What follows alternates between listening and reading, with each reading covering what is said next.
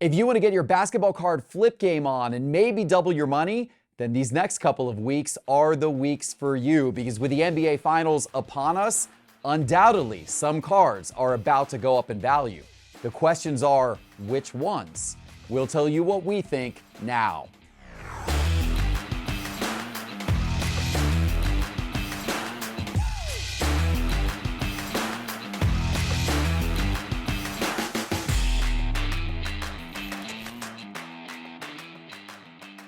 Hello, sports card investors, and welcome to another episode of Cards on the Table. And Teapot and Doug, are you guys ready to double your money? Woo, yeah. You ready? You ready, Doug? Doubling my paycheck. No, well, maybe doubling the value of some of your sports cards, because that's got a chance of happening this week. We already saw it happen once this postseason. Anthony Edwards Prism rookie cards, some of those cards doubled in value during the first couple of games of their series against Denver. And in fact, we saw his Prism-based rookie card in PSA 10 go from $190 to $379 over the course of those first two victories against Denver. Luka's cards have been really hot this postseason. Over the last 30 days, they're up 34%. Kyrie Irving's cards up 35%. I'm looking at their Prism-based rookie cards in PSA 10 here.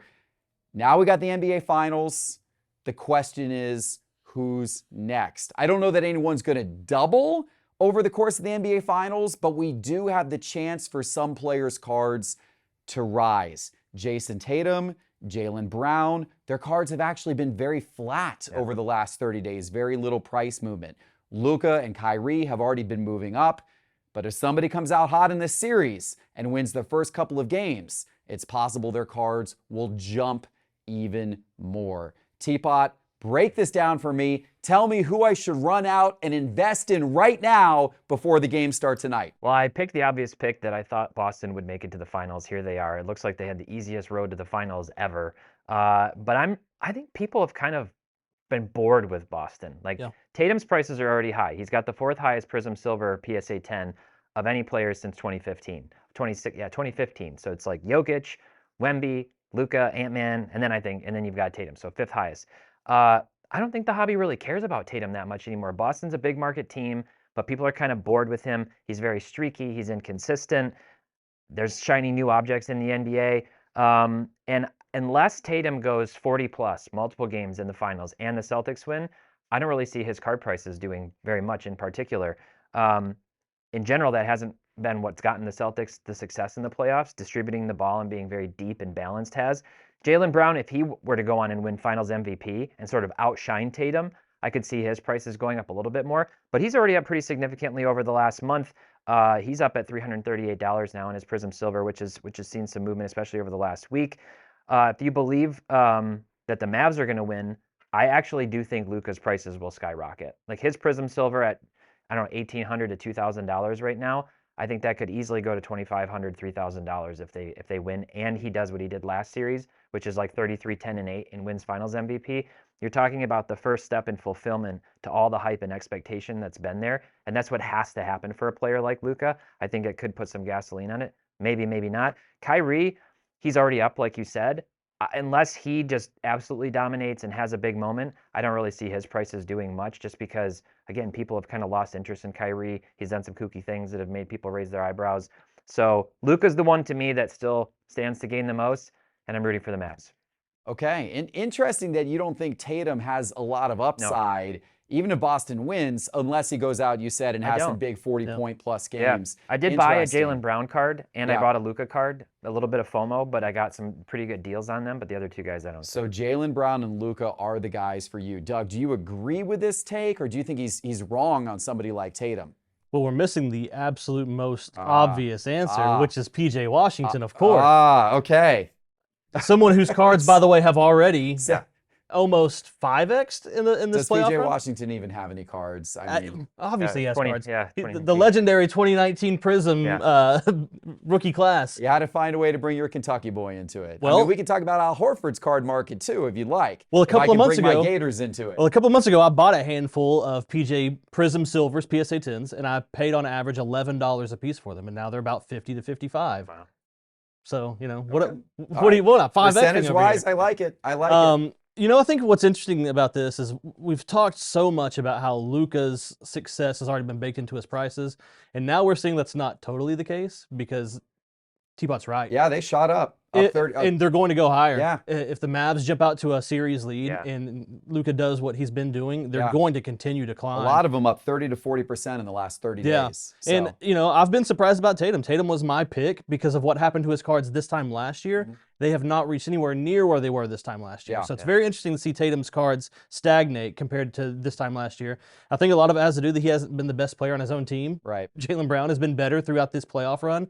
And, of course, like you said, it's been a pretty unimpressive playoff run, albeit successful one. It's been against teams without their best player, every step of the way. So I am looking at the ancillary guys, though. I am looking at PJ Washingtons and Derek Lively's and guys that are a little bit more affordable that just need a couple of moments to see that big spike. I think the fact that you had Luka, Shea, Ant-Man, Halliburton, Brunson, all stealing spotlight from Tatum, and it's like people are just tired of it. I think they're just tired of the Celtics. I think you were right, Doug, when you said look at PJ the other Washington. guys. The one guy you didn't say was Porzingis. Is he playing? Porzingis. I don't even He's know his healthy. status. He's Yeah. playing. He healthy? Kristaps Ooh, that's Porzingis. big. He's back. He's announced this on social media. He was the guy I said before He's this, the declared playoff. himself healthy. Now we'll Okay. see if he actually steps on the court tonight. Yeah. His coaches may not declare him healthy. His trainers may not declare him healthy. He has declared himself healthy. Says he's back in the lineup. That's We'll big. see. That's We'll see how it significant, yeah. plays out. But he actually could be A difference a maker. real difference maker in this series. He could be the reason why Yeah. the Celtics He's going win. to stretch Lively and Gafford out. Yeah. His cards are under the radar. If Porzingis comes out and has some big games, he's a guy who you might actually see really shoot up here over the next couple of weeks. That's true. It certainly is going to be fun to watch. Who do you like in the NBA Finals, and whose cards do you like heading into the NBA Finals? Please let me know in the comments below. We'll revisit this in a couple of weeks and see who is right. Now, if you like the Celtics, then you should like to pick up a sealed case of 2017 Immaculate Basketball that is in PWCC's weekly auction. It's one of many items they've got in their weekly auction this week that is super cool. Might go Jason Tatum hunting in that box. Teapot, what do you have your eye on? Serial numbered, lucky number 7 of 77. Penny Hardaway, 1997 Skybox Essential Credentials Future. I see those 90s cards.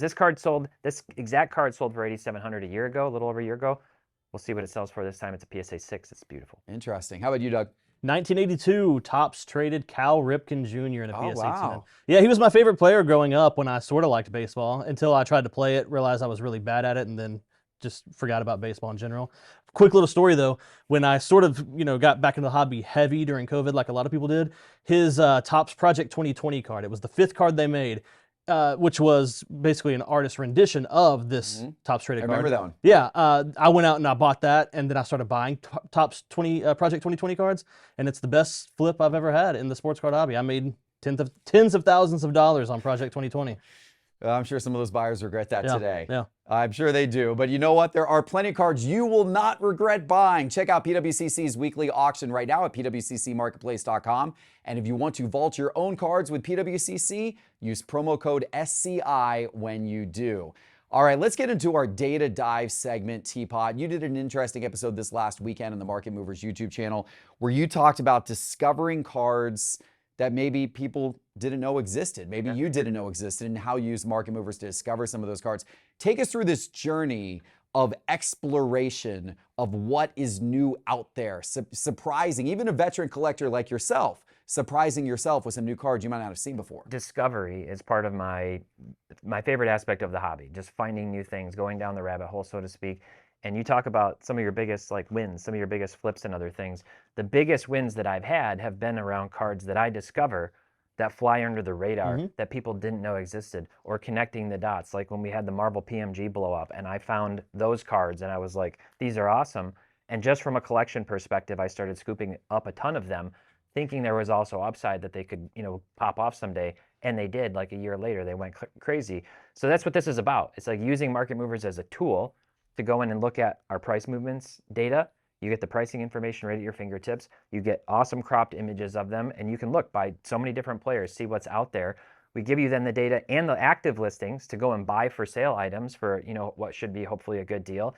And then you can just use our sales history tool, and you just start scrolling in. So I'm kind of showing some tips on how to query things, how to set price filters, how to look at that. And it's not just pulling in eBay data, it's pulling in data from a lot of different sources. So that's one of my favorite things to do, is just figure out what's my next target, what's maybe a super short print that's flying under the radar that people don't know about. And that's how I kind of marry together my collecting style with sometimes some flips. So Doug, how do you do this? How do you discover cards that maybe you've never seen before, whether it's from an investment flipping standpoint, or if it's just simply cards you might be interested in your PC? Honestly, it's easier than ever because we have so much data available to us. Through social media, probably the easiest way. There's so many niche accounts. There's Andre Drummond cards I never knew existed before, but now I do because of accounts like his, right? But there's people that specialize in all 90s parallels or whatever the case may be, or individual players. And by following or just exploring these niche accounts, you learn all types of cards. Live selling, things like that as well. If you peruse these live selling events, these singles events, you'll see a lot of stuff through that you may not have otherwise had exposure to. But also card shows. I mean, the Nationals coming up. The Nationals is one of the biggest events of the year. People are going to bring anything and everything out and put it in their showcase. If you have the time to go and try to look at everything at the National, it's going to take some time and effort to do that. But you're going to see stuff that you've never seen before in all likelihood. So we have so much of this available. And I like your Marvel comparison, because I used to have all these Marvel kids growing up, or Marvel cards rather, growing up when I was a kid. And once that sort of blew up, a couple of years ago, I was able to get out in front of that because I had all these cards when I was a kid. Yeah, I knew exactly what I wanted to get back into right before they all blew up. So I did pretty well on Marvel too. That's another good example. Yeah, card shows are great. I'm super excited about just browsing the National this year, as you said, and seeing what interesting stuff I come across there, as I do every single year. Another thing I enjoy doing, I like typing in a player's name. I do this a lot with Tim Tebow. Yeah. I also do this a lot with Dream Team. I type in Dream Team and I put it into the sales history and market movers. Right. I put it into eBay and I just go. And so I often like to filter by most expensive, just because you see all kinds of stuff, and a lot of stuff is overpriced, but then sometimes you'll get down to these gems, like this $300 cool Tim Tebow shadow box autograph card from 2012 that I'd never seen before. I'm like, oh, that's an amazing card. I've never seen that before. Look at this thing. Serial number to 10. Maybe I'll put in an offer on it of $150 and see if the guy will take it. Because I don't think his Tim Tebow, listings on eBay are exactly flying off the shelves these days. So sometimes you can find, a good deal or an unexpected item that way. So it's so much fun to browse. And those are definitely some good tips for doing it. Guys, this weekend, Saturday, is our next trade night here at Cards HQ. Of course, if you can make it to Atlanta for trade night, we would love to have you here at the shop. But if you can't, we're going to be live again from 5 to 8 p.m. Eastern Time on this YouTube channel on Saturday. I will be doing trade deals live for 3 straight hours. Join the fun, join the live show. It is this Saturday from 5 to 8 p.m. Eastern Time. Trade night live here on Sports Card Investor at Cards HQ. All right, guys, let's jump into our next topic, our first mailbag of the day. Guys, retail flipping is apparently a thing again. It's a big enough of a thing that Target has had to post signs at some of their stores where they have said, we will not sell trading cards, sports cards, to resellers. And they have signs now in certain locations where they say anybody who's buying these cards for the purposes of resale, we will not sell to you. Also, if we observe anybody doing any pack weighing or pack searching, we will also refuse to sell to you. Doug, is it 2020, 2021 all over again? What does this mean for retail products in general? What are your thoughts? It really is becoming a similar story to that. We had a couple of years, a year or two, where you could actually go into a retail location and buy blasters off the shelf. Products would sit. But now, thanks to Wembanyama and CJ Stroud, retail's hot again, right? And it's really unfortunate, I think. It's gotten to the point where most people aren't going to be able to go out and buy a hobby box of something they like and then rip it. Or if they can't afford it, it's just a really bad value proposition because they're so overpriced right now. So that alternative should be us being able to go into the store and grab a blaster, grab a mega, but now they're getting wiped out again. These people are wiping out, complete shelves full of stuff and then flipping it for 100% margins or breaking it, whatever the case may be.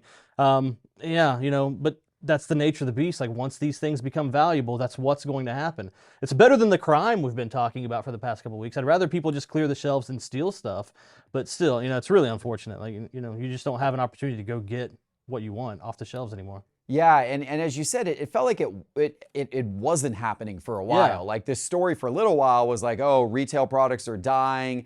There's a lot of things on clearance. Retail's not moving anymore. And then, as you said, it just takes a couple of big name players, and all of a sudden, the market's hotter again. People are doing this with Victor Wembanyama. People are doing this with C.J. Stroud. Good sign, bad sign? How do you react to this, Teapot? First, I'm going to say pack weighing is bad. Yeah, of You don't course. pack weigh, and you see these pictures, no pack weighing. And as an aside, to be fair, I think the manufacturers should try to do a little more to just make sure every pack and box weighs the same. But Or just mess people up. Yeah, or just mess people up. Put like a little Just piece put of random- metal in boxes that have nothing. that would actually nothing. like a Just to different teach people a thickness. lesson. Things Yes. in the box. That would actually be a really good Yeah. idea. Tops, go for it. But retail shelves where I've been going, local Walmarts, Targets, etc., are overflowing. The problem is they're overflowing with a lot of the stuff that people don't The bad want. products. So what happened Yeah. was prices went up on universally on retail products. Yeah. 35 for Panini blasters, 25 for top stuff. It's all sitting there. Then it's going on to clearance, and they're just scooping up those select hangers that are bangers right now. Right. With Wemby or the stuff Right. that you can weigh at home, and then screw people. I don't know. So I don't see a Target actually doing that. Like, how are they going to prove? How it? are they going to Excuse me, enforce sir. it? Are you That's- planning yeah, to that's resell the- this, or are you going to? They're going to cut it open for you right. at the register, like at the National. Like I don't. They've got Yeah. product overflowing on clearance. I don't think they're actually going to enforce this. And just as an aside, can we please just get rid of fat packs and sell those once and for all? The cards are always damaged inside. They never sell. Those are the ones that people are weighing all the time.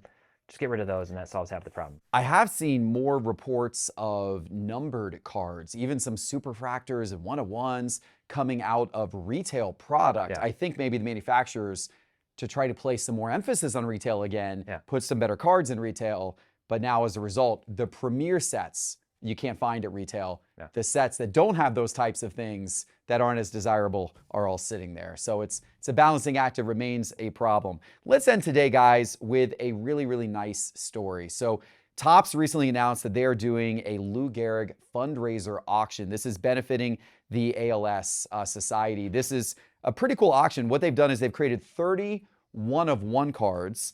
They're one-of-a-kind Lou Gehrig Day autographed Topps cards. And what they've done is these cards feature an image of Lou Gehrig, and they feature an image of a prominent player.